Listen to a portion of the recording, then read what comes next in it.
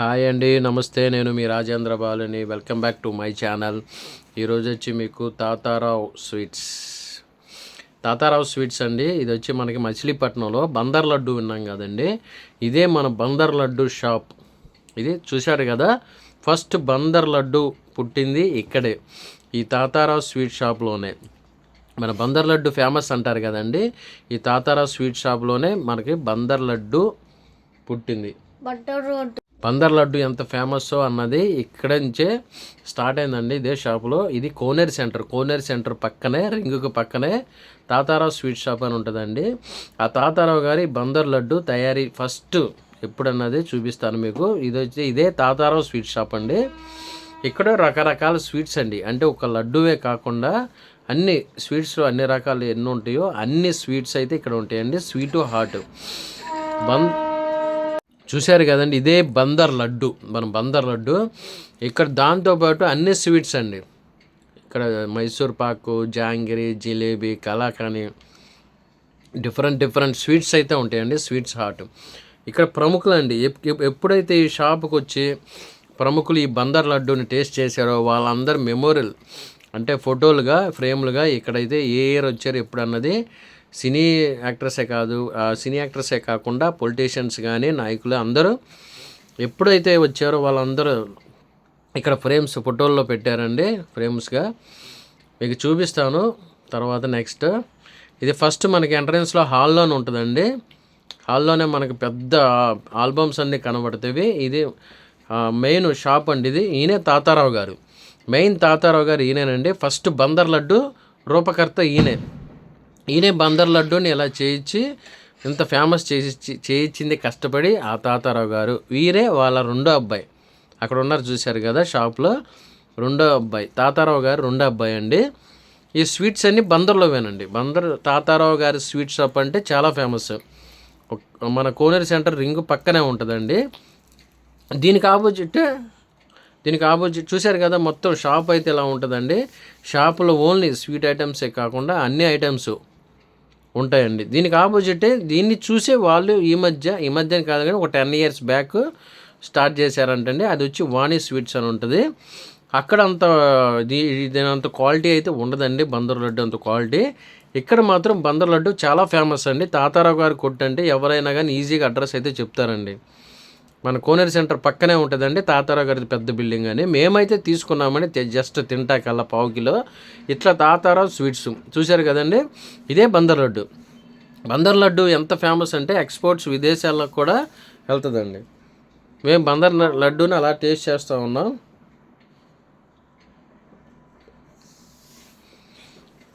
తింటుంటే ఆయన ఏదో మాటలు చెప్తున్నాడండి, వర్కర్స్ మీద ఏదో మాటలు చెప్తా జోక్గా నవ్విస్తున్నాడు, అందుకని నవ్వు వచ్చింది మాకు. లడ్డు అయితే చాలా టేస్ట్గా ఉందండి. 1/4 కిలో వచ్చి 230 ఎంతో తీసుకున్నారండి, 220, 230 మా దగ్గర. అది చెప్తున్నాడండి వర్కర్ల గురించి, మామూలుగా బయట జనాల గురించి జోక్ చేస్తున్నాడు, సీరియస్లో కామెడీ చేస్తున్నాడు సారు. మాకైతే బాగా నవ్వు వచ్చింది, అందుకని నవ్వుతూ ఉన్నాం. ఆ ఫ్రస్ట్రేషన్లో, వాళ్ళ వర్క్ ఫ్రస్ట్రేషన్లో వాళ్ళు చెప్పే మాటలు మాకు అలా నవ్వుగా అనిపించింది. ఇది మెయిన్ సెంటర్ బయట అండి, రోడ్డుకి పక్కనే ఉంటుందండి ఈ షాప్ అయితే. దీనికి ముందే రైతు బజార్ కూడా ఒకటి ఉంటుందండి, కొంచెం లోపలికి వెళ్తే రైతు బజార్ పెద్ద మార్కెట్ ఉంటుందండి. ఈ తాతారావు గారి స్వీట్ షాప్ అంటే చాలా ఫేమస్ అండి. ఇక మనం పోతే లోపలికి ఎంట్రన్స్ పర్మిషన్ ఇచ్చారండి. అలా లోపలికి వెళ్ళంగానే వర్కర్స్ అయితే దాదాపు ఒక 10 members అయితే ఉన్నారండి. 10 members అయితే జెంట్స్ ఉన్నారు, లేడీస్ కూడా ఉన్నారండి. లేడీస్ కూడా ఒక 3-4 లేడీస్ అయితే ఉన్నారు. వెళ్ళండి అండి, పర్లేదు, వీడియో అయితే తీసుకున్నామ్మా, పర్లేదమ్మా, నో ప్రాబ్లం, చెయ్యి అన్నాడు. అక్కడ సార్ చెప్పిన పర్మిషన్ మీదకి మేము లోపలికి వెళ్ళానండి. లోపలికి వెళ్ళిన తర్వాత ఎట్లా స్వీట్ తయారీ అనమాట.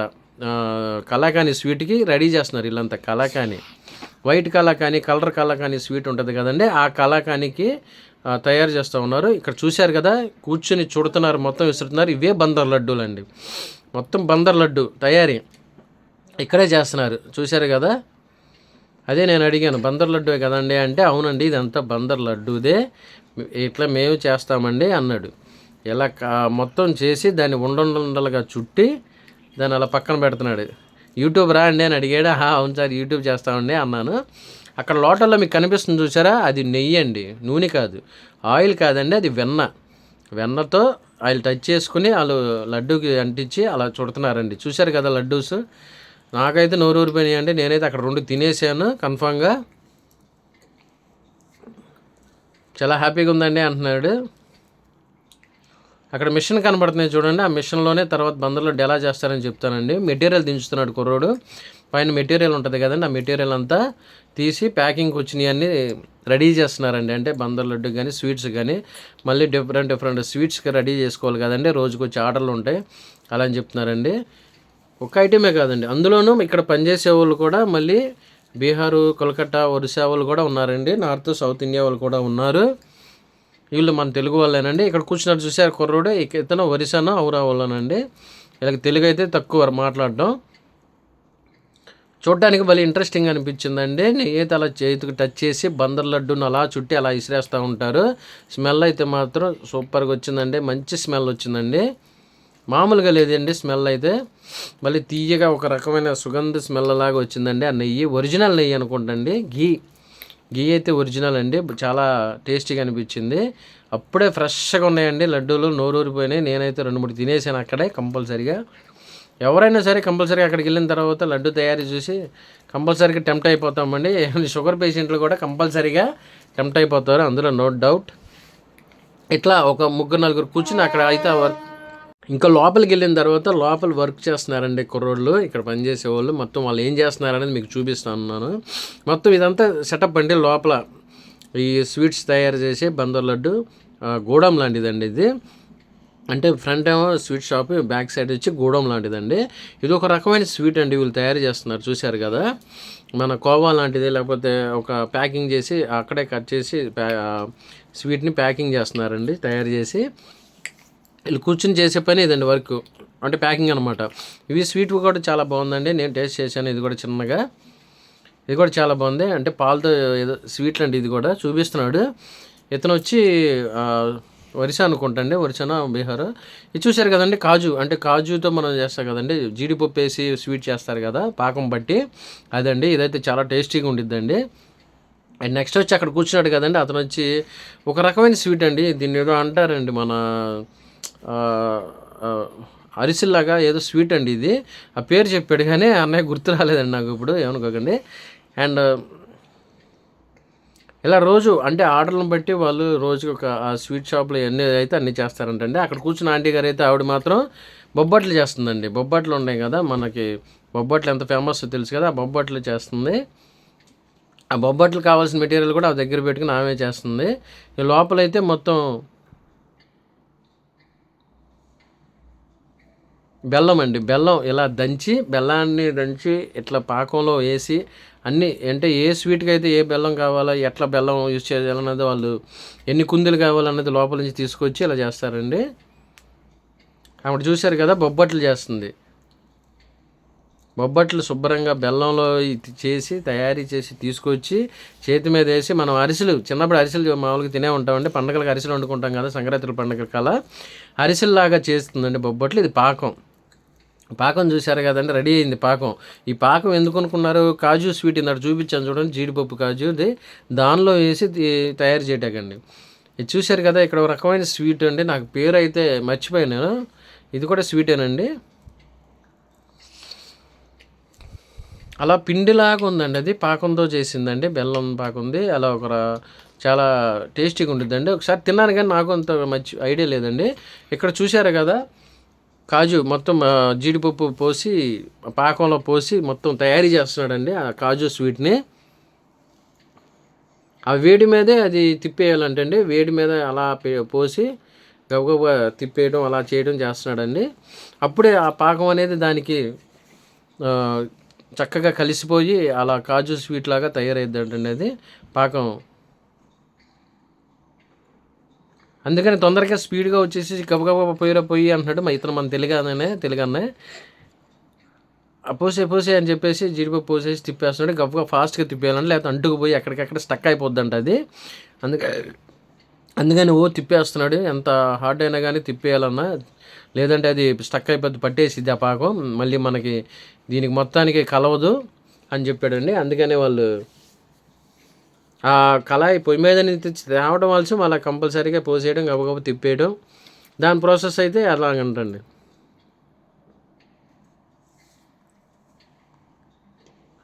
ఇంకా లోపలికి ఎలా వెళ్దాం, లోపల ఏం చేస్తున్నారని చూద్దామని వెళ్ళానండి. లోపలికి పర్మిషన్ ఉందా అన్న అంటే, వెళ్ళన్నా కంపల్సరీగా వెళ్ళు, నో ప్రాబ్లం, వెళ్ళి వీడియో చూపించి పర్లేదు తీయి అన్నాడు. ఇదంతా మెటీరియల్ పెట్టుకుంటారండి వీళ్ళు లోపల.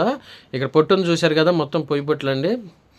ఇక్కడ లోపలికి వెళ్తే మొత్తం రెడీ అయ్యి ఉన్నాయి చూశారు కదండి. కింద పాకం పట్టినాయండి, పాకాలన్నీ అన్నీ బెల్లం పాకమేనండి. మొత్తం కళాయిలో పెద్ద పెద్ద కళాయిలో ఉన్నాయి చూసారా. ఇక లోపలికి వచ్చి వీళ్ళు మొత్తం వర్కర్స్ అయినండి చేసేస్తున్నాయి. మాలేసుకున్నాడు అన్న.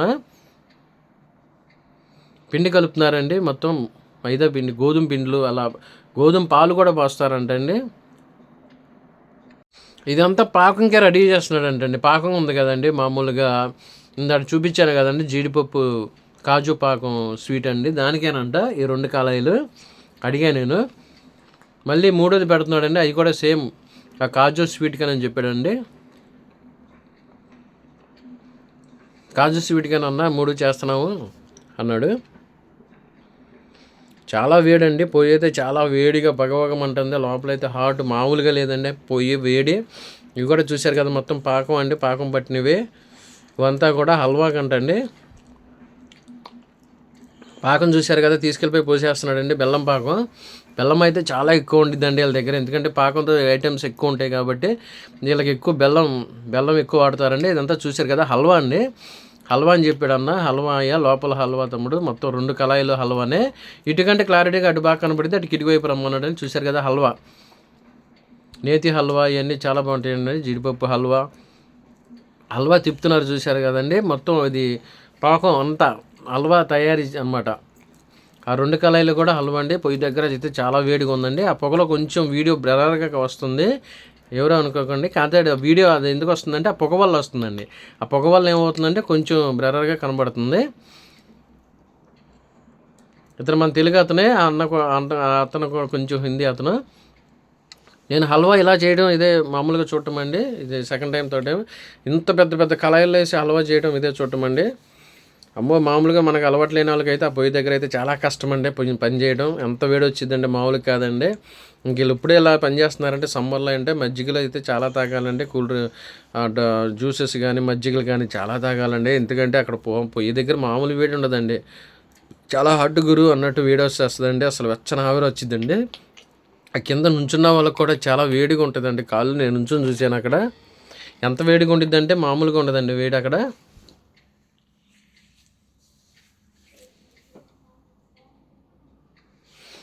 నెక్స్ట్ చూశారు కదండి, ఇక్కడ ఈవిడ చేసేది అయిపోయానండి. బొబ్బట్లకి ప్రిపేర్ చేసుకుంటుంది.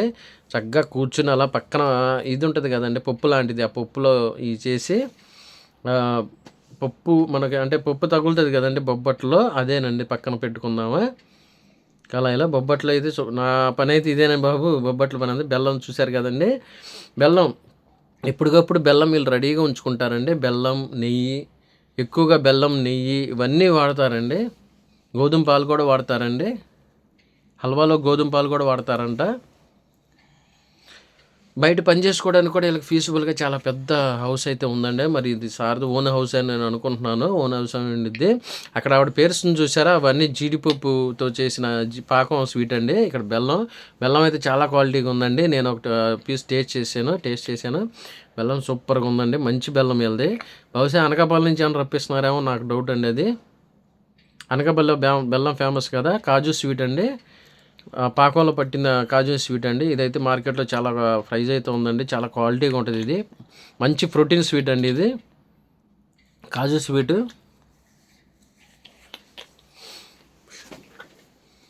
జీడిపప్పు కూడా ఎక్కువ ఇదే చేస్తారండి, హిందీ అతను. అలా నేను రౌండ్గా సెల్ఫీ తీసుకున్నానండి, ఫోటో కూడా తీసుకున్నాను. అంతా స్వీట్ టేస్ట్ ఏనండి, ఇటు చూసినా కూడా స్వీట్స్ టేస్ట్ ఒక రకమైన స్మెల్, అసలు భలే ఉందండి. ఎక్కడ చూసినా కూడా బెల్లం తేనెలేక కనబడుతుంది, పాకం అంతా తేనెలేక కనబడుతుంది. ఆవిడ చూసారా బొబ్బట్లు ఎలా తిప్పుతూ అలా మళ్ళీ చేతితో ఎలా చేస్తుందండి, మొత్తం బొబ్బట్లేనండి అవి. ఈవిడ కూడా నేను ఫస్ట్ నార్త్ ఇండియన్ అనుకున్నాను, హిందీ ఆవిడ అనుకున్నాను, కానీ మన తెలుగు ఆవిడే, తెలుగు కూడా బాగా మాట్లాడుతున్నారు ఈవిడ.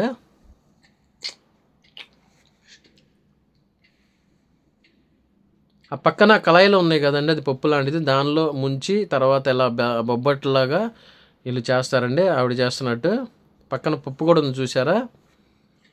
ఎక్కడ చూసినా మనకి ఇలా కళాయిలో బెల్లం పాకం కనబడిద్దండి, ఎక్కువ బెల్లం పాకంతోనే ఎక్కువ పని ఉంటుంది వీళ్ళకి. ఆలు ఏదో ఆల్మోస్ట్ స్వీట్ ఏదో చెప్పాడండి అన్నయ్య, నాకు అంత గుర్తు రాలేదు ఆ స్వీటు. ఆయన కళాయిలో వచ్చేసేది మొత్తం ఇలా సామ్రాజ్యం అండి చెప్పాలంటే. ఇది బందర్ స్వీట్స్ గూడెం సామ్రాజ్యం అండి ఇది. ఇక్కడ వచ్చి లోపల కూడా మళ్ళీ మీకు చూపిస్తున్నాను ఒకసారి. అన్నీ పొట్టు పొయ్యిలు అండి. చూశారు కదా, హల్వా అయిపోయింది, తీసుకొచ్చి దించారు. దించిన తర్వాత ఎలా వేడిగా ఉందో చూశారు కదా. మనకు చెరువులో కానీ చేపలు కానీ బయట లేకపోతే నదిలో కానీ కొట్టుకుంటున్నట్టు కొట్టుకుంటుంది చూసారు. అది కళాయి వేడి, ఆ వేడిలో కానీ చేయగానే కాలు కానీ పడిందంటే అంతే సంగతులు అండి బాబు. వాళ్ళకి చాలా డేర్తో చెప్పుకోవాలి, ఎంత హార్డ్ వేడిలోనైనా పని చేస్తున్నారంటే వాళ్ళకి అలవాటేమో. వీళ్ళు ఇలా పొయ్యి దగ్గర అలా వేడిలో చాలాసేపు వర్క్ చేస్తారండి, నాకు తెలిసి నైట్ కూడా చేస్తారేమో. మళ్ళీ ఇంకో కళాయి పెట్టాడండి హల్వాకి, నేతి హల్వా అండి. హల్వా అయితే ఎంతసేపు అలా తిప్పుతూనే ఉండాలండి. పొయ్యి దగ్గర అయితే మాత్రం కింద కాళ్ళు కూడా వేడి వచ్చేస్తుందండి. వీళ్ళు చేసే వర్క్ మామూలు వర్క్ కాదండి, హార్డ్ వర్క్ అండి. ఎంత చిన్న ఏమాత్రం ఇదైనా కానీ చాలా వేడి వచ్చేస్తుందండి. మొత్తం కాజు పాకానికండి, ఇది కాజు స్వీట్ ఉంది కదా దానికి పాకం అండి. మొత్తం 3 కళాయిలు కాజు దానికేనని చెప్తున్నాడు అండి అన్నయ్య. కాజు స్వీట్కేనమ్మా అన్నాడు. మొత్తం బెల్లం పాకమేనండి అది కూడా. హల్వా చూశారు కదా, ఆ వేడిది ఇంకా అలాగా టకటకడా అంటుంది అది. అలా వేడి చల్లారినాక కానీ అది కొంచెం ఆవిరయ్యి గట్టిగా అవుతుందండి అల్లంలో గోధుమ పాలు కూడా పోస్తారంటండి. గోధుమ పాలు తర్వాత చెప్పాడు అన్న, నెయ్యి చాలా వేస్తామండి, చాలా క్వాలిటీగా రావాలి కదా నెయ్యి అయితే అని చెప్పాడు. లోపల ఇలా గూడెం అయితే ఇలా ఉందండి, నీట్గా ఉండి చాలా ఎప్పటికప్పుడు అన్నీ స్టాక్ అంతా పెట్టుకుంటారండి వీళ్ళు ఎప్పుడు రెడీగా. కంపల్సరిగా ఆయిల్ కానీ లేకపోతే బెల్లం కానీ లేకపోతే జీడిపప్పు కానీ బాదం పప్పు కానీ అన్నీ. అక్కడ చూశారు కదండి మనకి హల్వా ఎంతవరకు అయ్యింది ఏంటని మళ్ళీ చెక్ చేస్తున్నారు వాళ్ళు. లాంగ్ షాట్ నుంచి కానీ క్లోజ్ చూపిస్తున్నారు చూడండి. హల్వా అది గట్టి పడుతుందా లేదా అని చూస్తున్నారండి. మళ్ళీ తిప్పమంటున్నాడు స్లోగా. అది హల్వా చెప్తున్నాడండి అన్నయ్య. హల్వా అలాగా చూశారు కదండి తయారై మళ్ళీ గట్టిగా అవుతుంది పాకం చూడమంటున్నాడు. నేతి హల్వా అండి. ఆ కుర్రోడు అలా లేపి దానిలో పోస్తాడండి. అసలు అమ్మో, కొంచెం మనమైతే కొంచెం వెయిట్ అది బ్యాలెన్స్ చేయడం కొంచెం అదిగా అనిపించిందండి. వాళ్ళకి అలవాటే కాబట్టి చేసేస్తూ ఉంటారండి. ఏమాత్రం స్లిప్ అయినా కానీ ఆ వేడిది అమ్మో అనుకోకూడదని కానీ చాలా చూశారు కదండి. మళ్ళీ కొంచెం ఆ పాకం అంతా దానిలో పోసాడు. ఇప్పుడు హల్వా తయారైందండి.